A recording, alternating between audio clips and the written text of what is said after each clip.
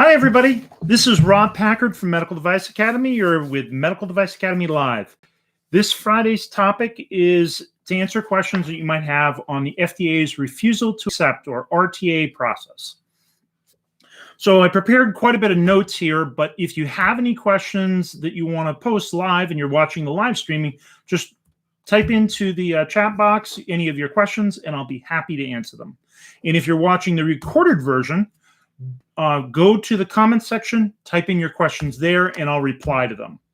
So any questions you've got live streaming, type them into the comments. If it's after and you're watching the recording, put it in the comments below and we'll provide a link for you or answer the question outright.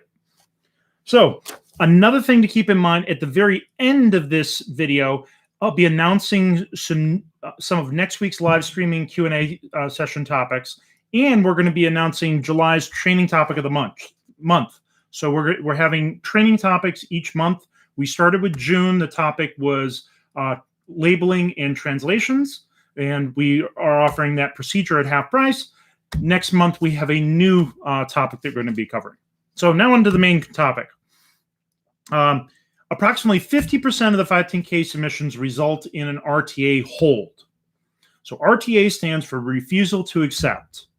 And some people are unlucky enough to have had their submission placed on hold twice. I've only had that happen once to me, but it does happen. So you can have your submission be put on hold, and you can have it be put on hold twice in a row.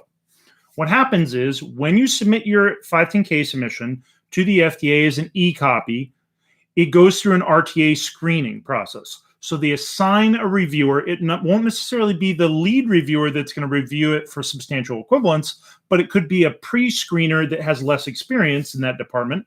So they're going to review it according to a checklist and make sure it meets the criteria, the minimum criteria for the format and contents of a submission. It has to be of high quality and have all the minimum requirements for content and format of a 510K submission. And they fill out this checklist. They actually fill it out on the computer using Adobe. And then they make a decision in the first 2 weeks, yes, we're going to accept the submission, or no, we're going to put it on hold, and we're going to send the company an email with the attached PDF checklist saying what was wrong and what they need to fix before it will be accepted.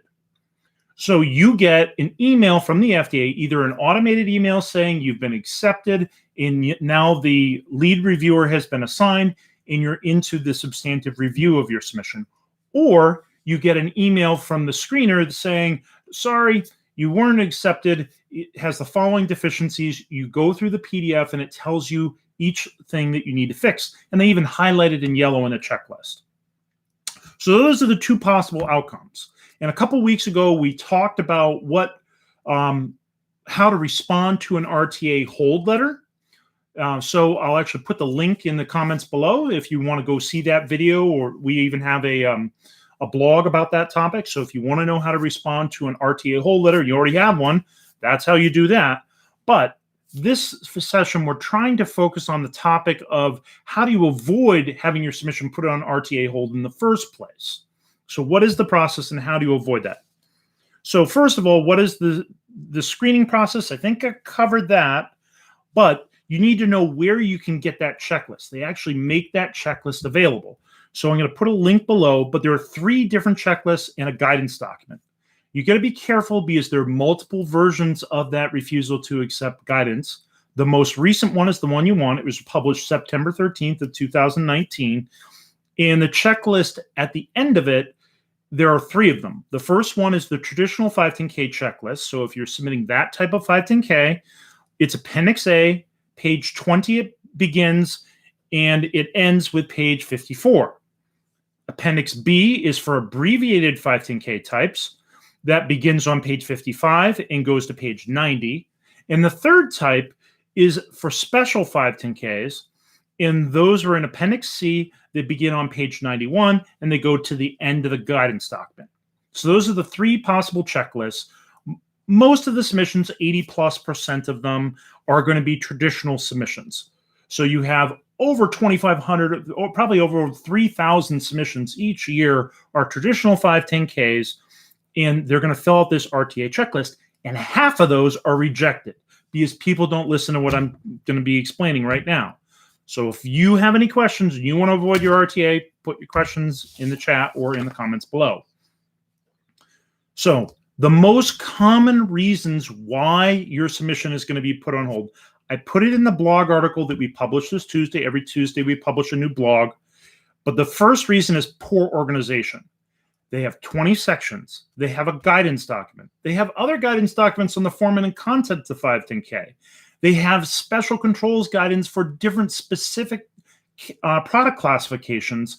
And they have this RTA checklist. There's no reason why you shouldn't know what the 20 sections of a 510K are.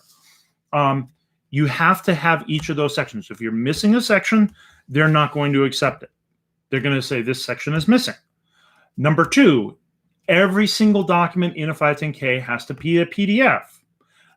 Number three, you have to have an organized table of contents. Number four, you have to have the submission numbered, every page. If you do the numbering, you can do it from beginning to end, so 1 to 1,000, or you can do it by section. So if you have 20 sections, then section 1 through whatever pages section 1 is. And then you start over again at 1 on the beginning of section 2. Keep in mind, the reason for this isn't just because they're bureaucrats and it's the FDA, a government organization, though that has a little bit to do with it. The real reason is because 510Ks used to be 200-300 pages long. Now the average one is bigger than 1,200 pages. I've submitted 6,000 page documents, not including the AI responses that the FDA asked for. A software section could be 1,000 pages all by itself. So if you've got a 7-page software section for a moderate level of concern device, try again. It's not going to be accepted. It's not going to make it through the RTA screening process. It's missing all kinds of stuff, and I'll get to that. You need to have your sections numbered. If you don't know how to do that, I'd be happy to show you how to do it or do it for you on an hourly basis. But it's really not hard. You go to Adobe Acrobat, you go into the footers and add a footer and add your numbering. That's how you do it. It's labor intensive. Yes, it is. But these are bureaucrats trying to go through your 1,000+ pages. So you got to make it a little bit easier for them to reference what page it can be found on by numbering your pages. That's really important. Number 2 reason why they reject your submission in an RTA screening, an inadequate device description. So most people don't have a problem with following instructions and providing a table of contents and numbering the pages, and they get the sections. That's usually table stakes. If you're going to try to do your own 510K, you do that. But the device description, people underestimate how much detail you need in a device description. They say, well, that's in another document. Why do I need to put it here? Because the FDA says so. The device description is read by everybody, but not all the sections are read by everybody. So they have a team of people reviewing your 1,000 pages. There isn't one person sitting there reading your whole submission that knows everything that they need to know to make a decision on whether it's substantially equivalent. They have an expert on biocompatibility, sterilization validation, electrical safety, software, EMC testing, and performance of your device, as well as the substantial equivalence decision process based on the 6-part substantial equivalence decision tree. All those things have to be done. It's a team effort. So you need to have the device description that everybody's using make sense to them. It has to have the detail they're looking for. So look at the checklist, look at each thing they're asking for. Number 1, you want to make sure that you have the indication for use. You want to have the intended patient population. You want to have the intended users of the device and the environment of use of the device. Those things all need to be included. You also need a general description for your device that has sufficient details about it, and that should be copied in the other documents. When I say copied, cut, and paste, or copy and paste, do not paraphrase or have a similar wording. Have identical wording. That paragraph should be the same in your 510K summary, your executive summary, your substantial equivalence comparison. And it probably should also be in your instruction for use. You should have the same things in your instruction for use. Indication for use, verbatim. Intended patient population, intended users, and the environment of use. They should all be in there. in the instruction for use, and in the device description. You have to have them in all those places. The third thing that companies need to have that often get rejected for an RTA screening is the software validation documentation. If you have software, it goes in section 16 of your submission. Some companies don't even have a section 16. Some companies say, well, we comply with 62304. Some companies don't know what 62304 is. Some companies haven't read the 5 guidance documents that the FDA has published on software documentation. Some companies didn't know there is such thing as a level of concern because the 62304 standard lists A, B, and C as risk classifications, and the FDA's guidance is different. They have levels of concern, and the levels are minor, moderate, and major. And they don't perfectly line up with the ABC classifications in 62304. And 62304 does not go into depth in cybersecurity. You have to go to TIR 57 if you want to learn more about cybersecurity.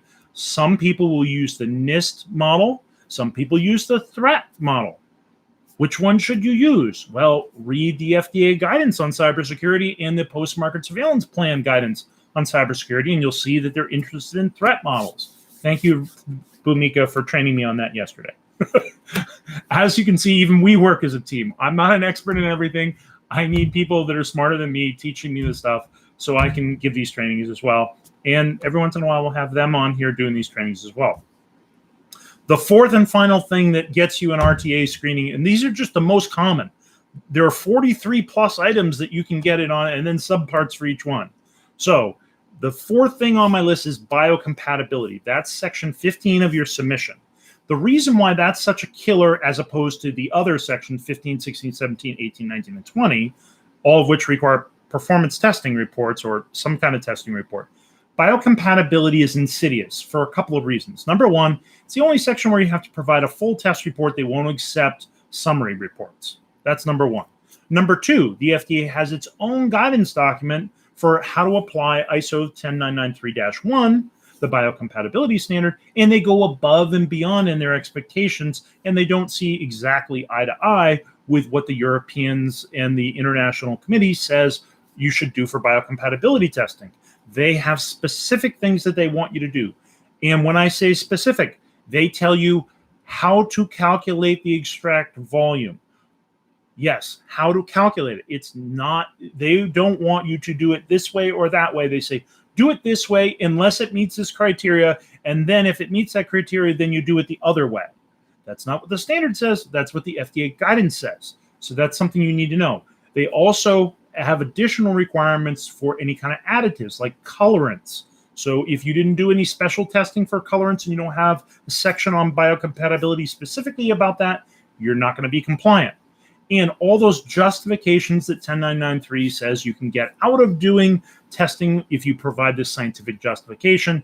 I've seen the threshold for providing that scientific justification quite a bit higher from the FDA's perspective than I do for other people.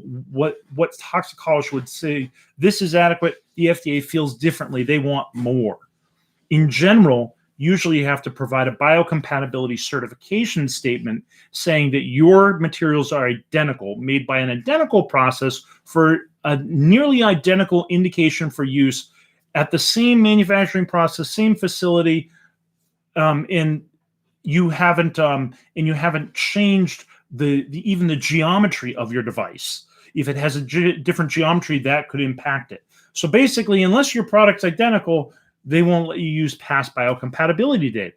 Well, that means sacrificing more animals, and we don't want to do animal testing if we don't have to do animal testing. Not just for money, because it's not something we want to do. We don't want to euthanize animals. We want to avoid that.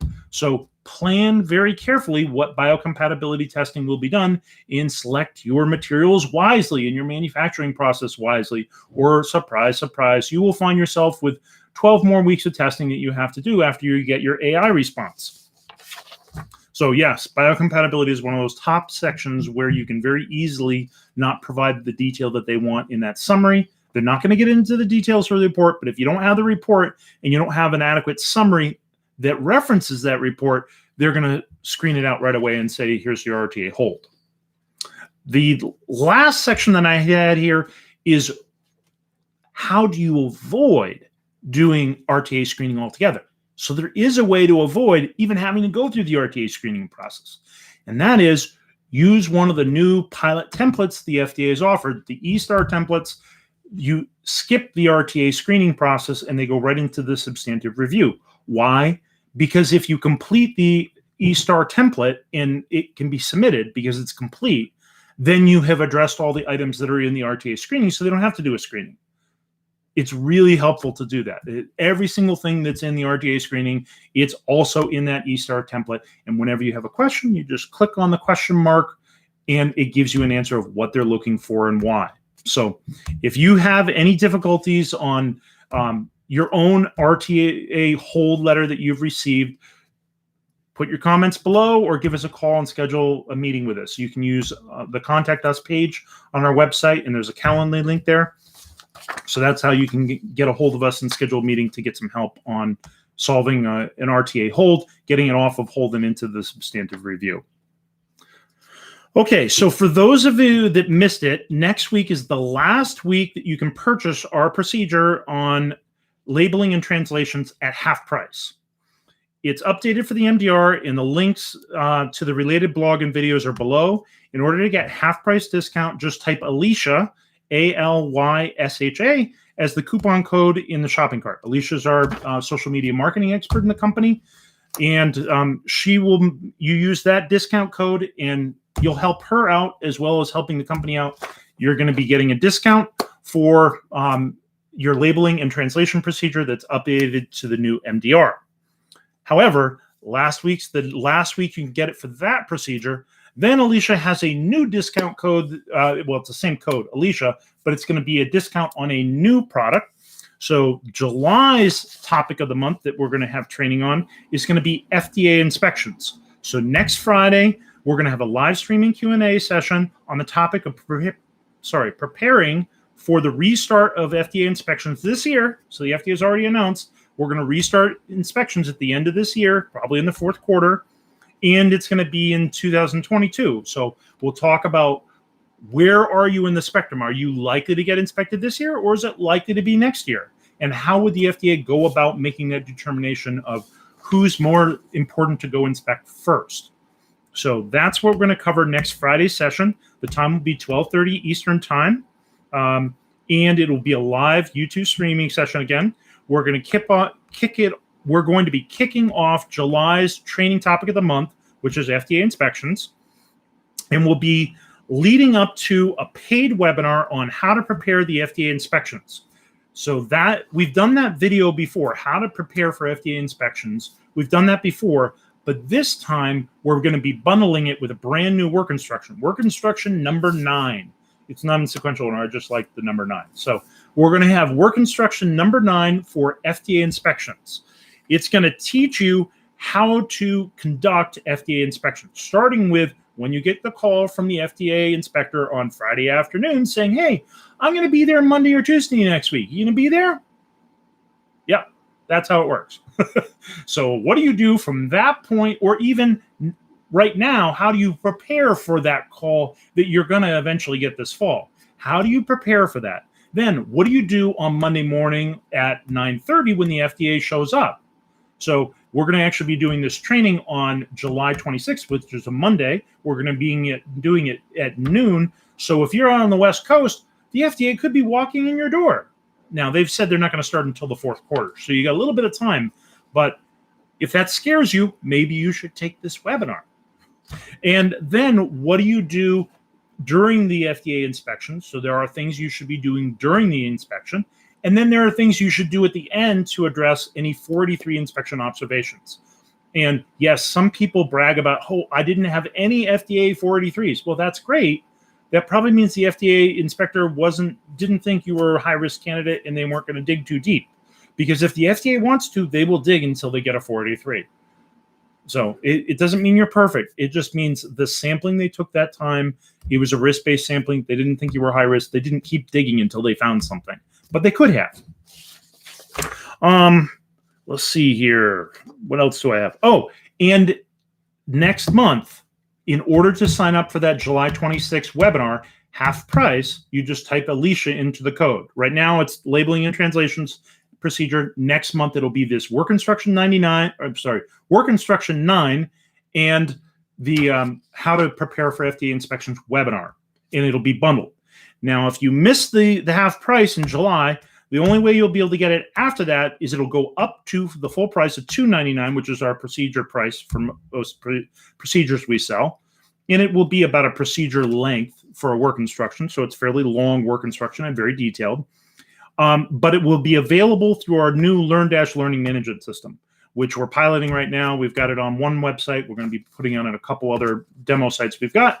But we're going to be offering that as one of our first learning management training courses. So if you don't catch the live version July 26th, that's okay. You'll still be able to, we record it. We'll send it out to everybody that paid the half price. But if you don't pay the half price in July before we go on to a new topic for August, then the only way you're going to get that half price is to go into the only way you're going to be able to get the training is at full price and go into the learning management system.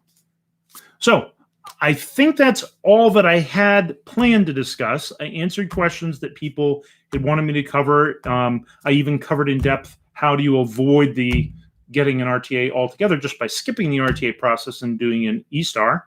I explained what the most common reasons are for getting an RTA hold. The links below are going to provide the link to the RTA checklist and the different in the guidance document, and there's a link to the blog below. And a very special thank you to Matthew Walker for writing that blog in the first place. So every week I have to crank out a blog, and it's nice to have somebody that does an awesome job of writing to write blogs for me too. So thank you, Matthew. And I think we're done for today. See you next week live. Bye-bye.